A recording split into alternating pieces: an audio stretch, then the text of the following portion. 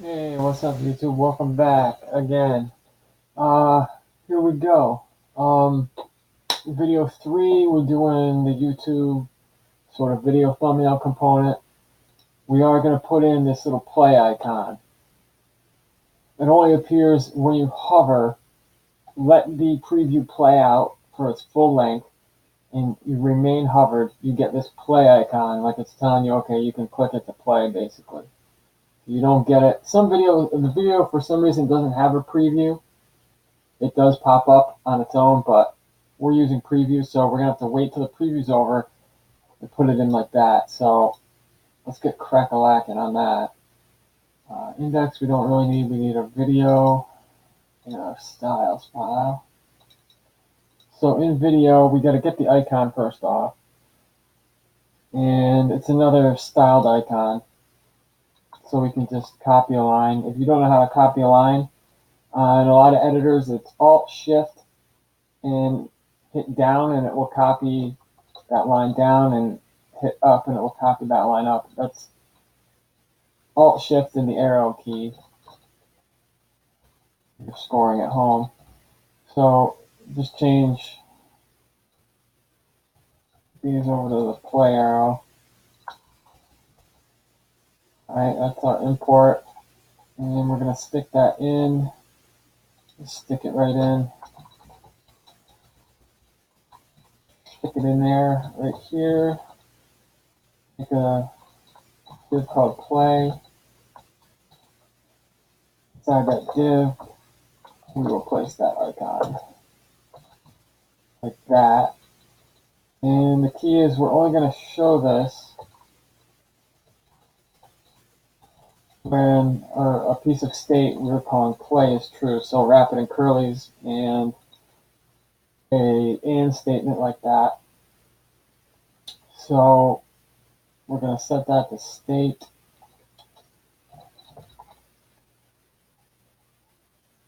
Here. Start it off as false. And how we're going to do that is we're only going to set it to true on that set timeout function. So remember, the set timeout is put in here because what if the person doesn't trigger the mouse leave function? If they're just hovering over it, we need to shift back from our preview to our thumbnail within the 3 seconds, because 3 seconds is the length of those little trailer thumbnails. But when they do eventually leave, kick play back over to false. Alright, so now we got to throw down some styles, because we got to get it centered. Now we could add, we could make this top display grid and justify everything, align everything to the center. But I'm going to show you another way to do it. So remember, this play is wrapping that icon. And we want absolute position. And then we got that SVG inside of there. We'll go with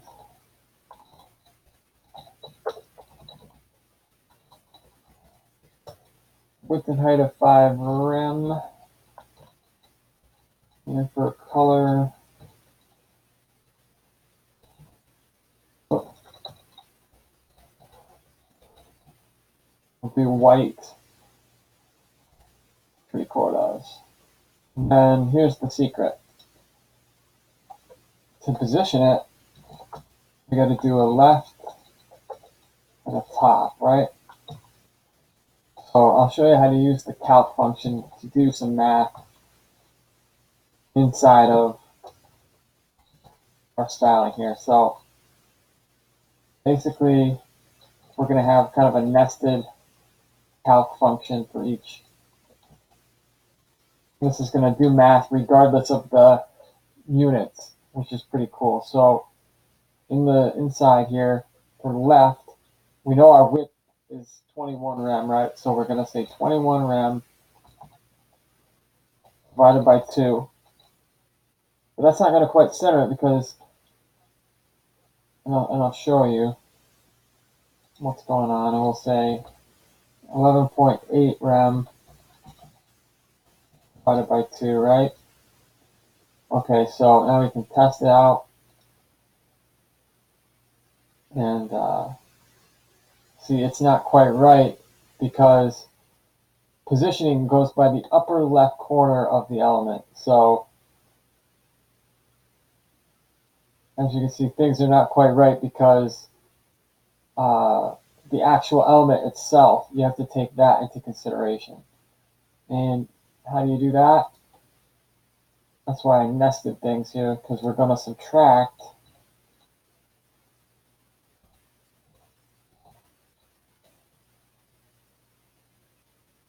2.5 rem, 2.5 rem. And since everything is rem, you could actually do this out in your head, obviously. You could just say, okay, that's 10.5. Okay, 10.5 minus 2.5 is 8. Okay, this is, what is this, 5.9 minus 2.5, 3.9, 3.4. So you could do it out like that, but you're not always going to have, you might have pixels on one hand, rem on, you might have a percentage. So you can use these calc functions, you can nest them, and it's crazy. It's awesome because it'll line your stuff up for you. If you think about the logic in your head, right? Like, okay, so where do I need that point to be, Where do I want that point to be? And if you think about things and kind of imagine it in your head, you can center things, and it comes in pretty handy. So you can also obviously use, we could have set some kind of flex or grid centering thing on this top, since there's nothing else that's, and not used absolute positioning. In that case you wouldn't use absolute, you use your normal position. So that's just something cool I wanted to show. Next thing, I think the last thing that we really have to do is, oh, we got a couple things actually. Okay, so we got that progress bar at the bottom of the video. So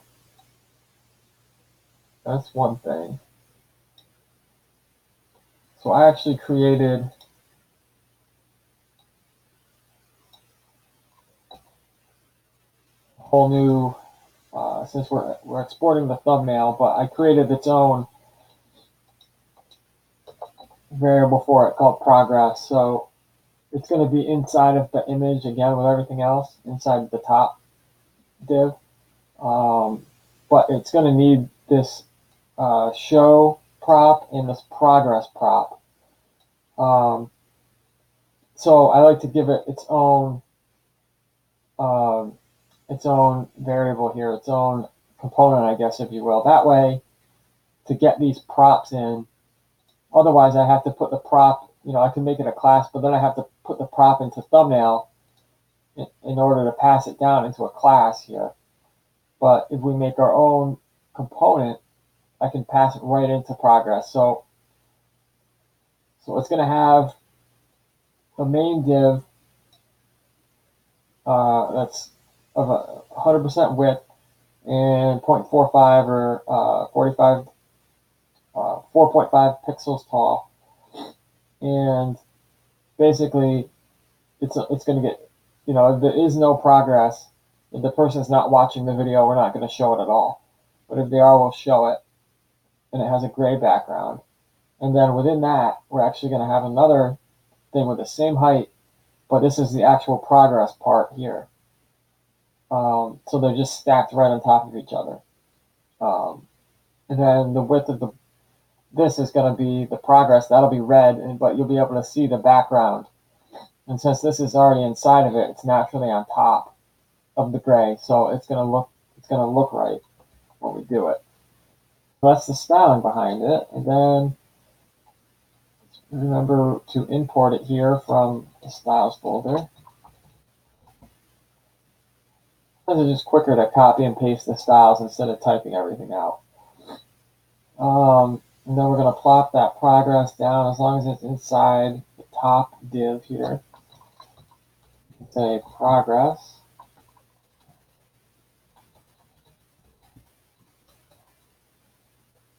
That. Then inside of there, I have a div with a class name of view progress. And that could be self-closing tag. So if you remember our data,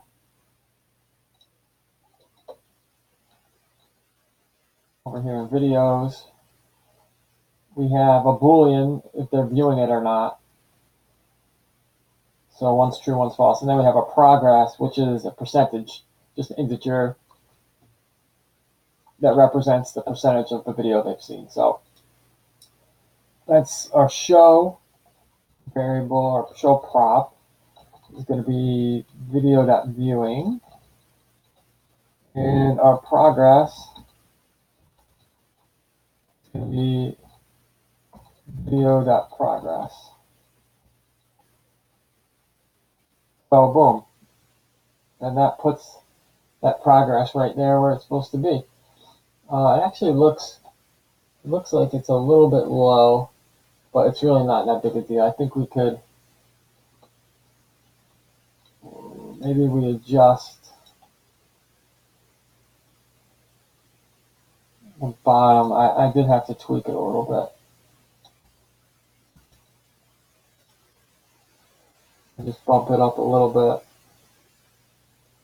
like that. So however you want to tweak it, but here you can see how much of the video someone's watched. Well, that's cool. That's done.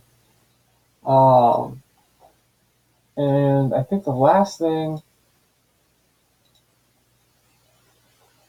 is a pop-up menu. So this is just a quick, show you how to do a pop-up menu real quick. And again, this is going to be its own component. And I'll explain everything. Calling it pop-up, it's a div. Again, it's going to be absolute position. In the top and left, I've putting in an X and a Y coordinate that we're going to have to get from the DOM, and adjusting it a little bit just to make it look right. I'm getting an error right there for some reason. Oh, I don't have a backtick closing everything off. There we go. So we're going to either show it or not show it based on that click. It's going to have a white background, and it's going to have one of these crazy box shadows I came up with. Font size, and first and last child selectors are just going to give it a little bit of extra margin. If you look at it, you see that little white space on the top and the bottom of each menu item. That's what these first and last child are.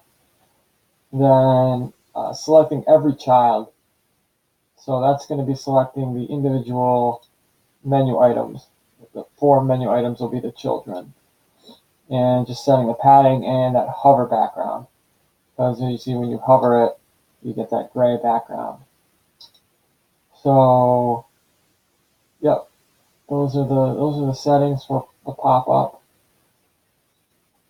And the implementation is, the styling is only half of it. You know, the styling is good stuff to know, but actually getting it working is the other part. So we're just going to stick this, you can kind of stick it anywhere since it's, not anywhere, but it has to be inside this thumbnail on the same level, on the first level basically, as the direct child of thumbnail.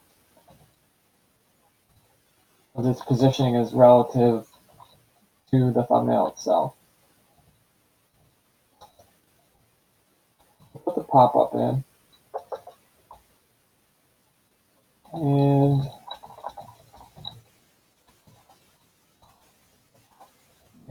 these are our menu items. and they're not interested. I guess you click not interested to tell YouTube you're not interested. Add it to the watch later list.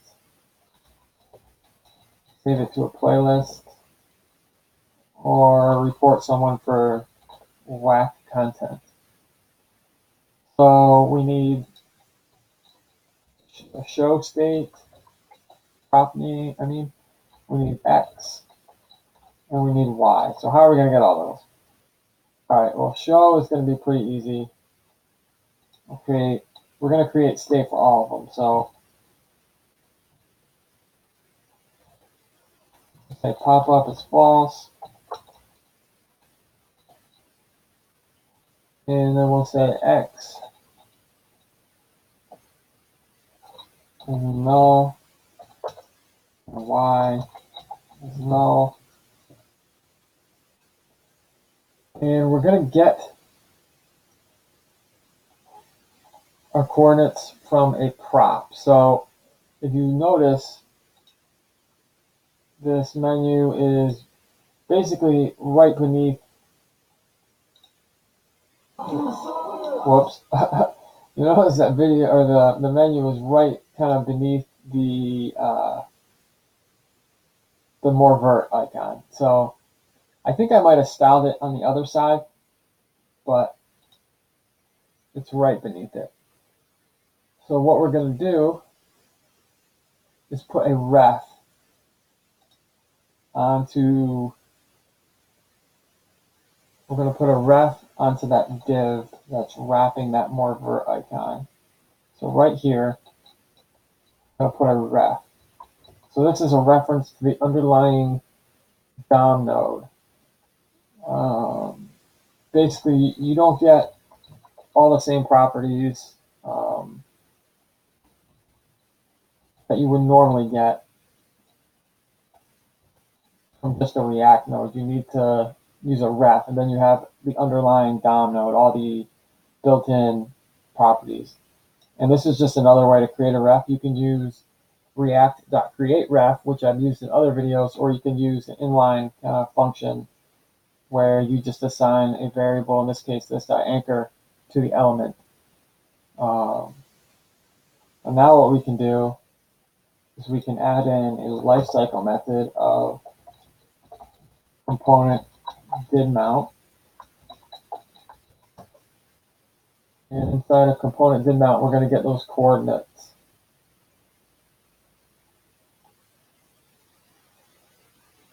So we'll just say const brackets equals this.anchor. And when you set an anchor inline without the create ref function, you don't need to use .current. And sometimes I like using refs like this because I use my editor. See, this editor is going to give me properties. If I use create ref and .current, I don't always get these helper. I have to, go out of my way to figure out the properties. I like the fact that when you use an inline ref like that, you get the properties from the TypeScript files and stuff that are built into the editors. It makes work easier. And I'm just giving these aliases of X and Y. That's how you do a direct assignment. So destructuring, you use brackets. Direct assignment, no brackets, just a colon. Then I can just do x.setState, xy. So the offset left and offset height, or offset left and offset top, are just giving me the coordinates based on the distance from the top, distance from the left, and that's easy to transpose into the absolute positioning. So down here we can say pop up x, y, and show is going to be pop up is x, that's y, and we need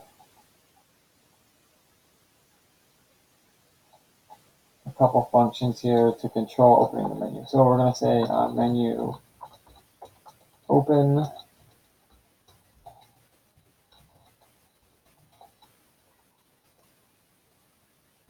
This dot set state pop up true. Menu close. This dot set state pop up false. And just to add a little extra something, I will also add a kind of a click away listener. It's not exactly a click away listener, but document.body.add event listener click, and then just run this menu close if there's a click anywhere. So that even includes on the menu. So it's not exactly what you would do, but it's a way to get the menu closed. And here we actually want to remove that event listener on close. So that way we're cleaning up any event listeners. And a lot of times people will also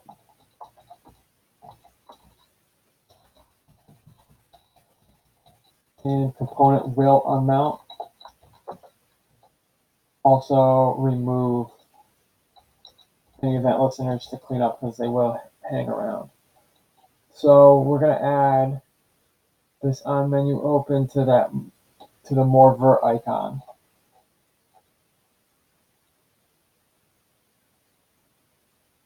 Right over here. So we'll just say on click this dot on menu open, and we should be good to go. There we go. So I styled it off to the side, and you can see there we go. Now if you click somewhere else, boom, it goes away. Click on something, it goes away. Obviously you have functions attached to these in real life, but that's the styling. And I did flip flop it. I put it on the wrong side. So that all that boils down to is the styling here of the top and the left. That's why I used offset top and offset left, because they pretty much are going to help correspond to this. So let's say my Y is pretty good, but I'm subtracting 120 from the left, so that means it's getting closer to the left. The higher the number, the further away. So what if I get rid of that 120? That's actually pretty much spot on to what YouTube has it. Right there. That's pretty good. I wonder what they do when you get really close to the edge. See, they flip it back, so there's extra logic in there. Depending on, it'll probably take a look at the overall screen size, compare it to the X position, and if it's past a certain number, it'll subtract the width of the menu itself. So that's a pretty cool little thing. But that's pretty much that. I guess one challenge you have left would be to get this watch later to pop up. So we've already pretty much covered how to do that. Pretty much everything followed a pattern. You'd want to make another div inside of this top element here, and then you'd want to style it with absolute style, and you'd have to do some styles to get it. Maybe I can give you the styles, and well, that's giving it all away, I guess.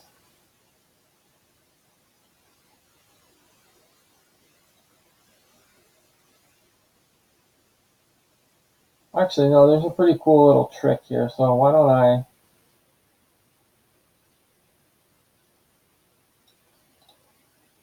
I just do it real quick?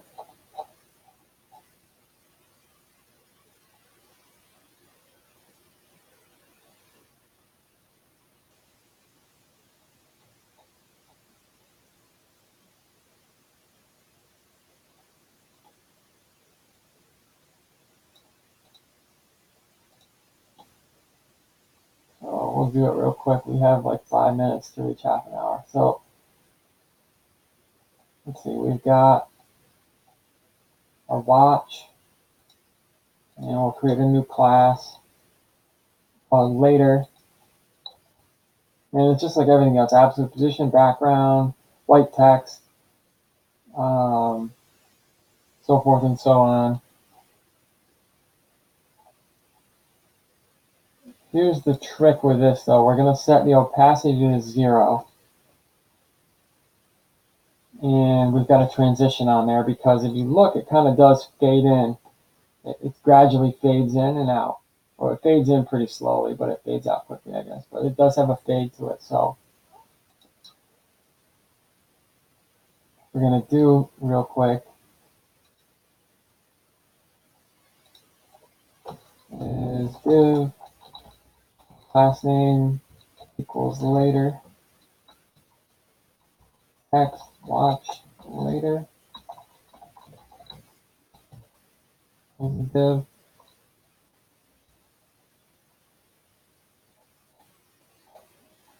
And that's not going to do anything, right? We haven't really, our opacity is 0. So how do we get that to show? That is the trick, and I will show you what we do. We're hovering this watch.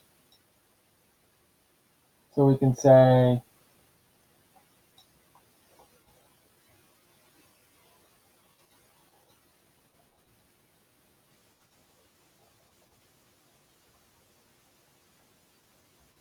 when we're hovering watch, plus later, set the opacity to 0.75, and that transition is going to give it a half-second delay. We could even make it more dramatic with a 1-second delay. So now it really fades in and out like it's supposed to. So that's pretty cool. And I can't remember if this plus is necessary or not. Oh, it is. So sometimes it's a little tricky. That's the sibling selector. That plus is the sibling selector. So that's sometimes important when you're trying to specify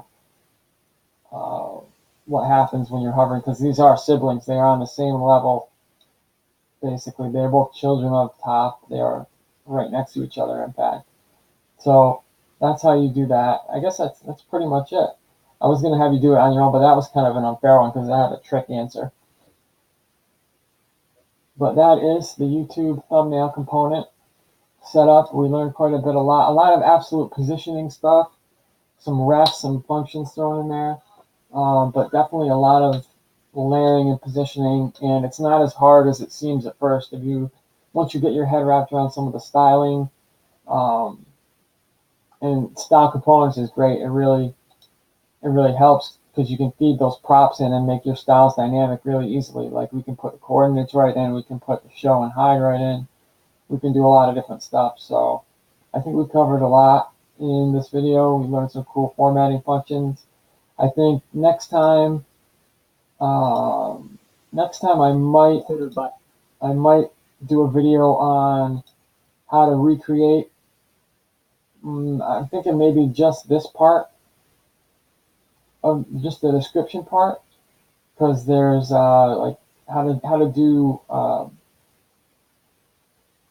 maybe make an input and then show you how to parse these strings out. And you can also have links as for time. A lot of videos will have it'll say like 2 minutes 20 seconds, and then you just click on it and it brings you right to 2 minutes and 20 seconds. Like I'll show you an example if you haven't seen one. A lot of the longer shows will have it. So like you can see right here, a ton of different links.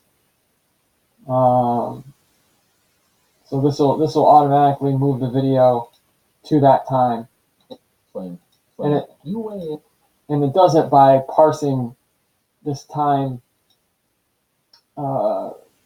variable out of the query parameter, I guess you could say, out of the URL. And that's a little bit further than what we've done so far in the course, but we might get to the point where I'll show you how to do some regular expressions to parse out and format a description like this, and maybe just add in some of these other things. And I was also thinking about this thumbs up, thumbs down feature is pretty cool. We could maybe do that too. Or even the share. There's a lot going on with this share. This little scroll side to side thing and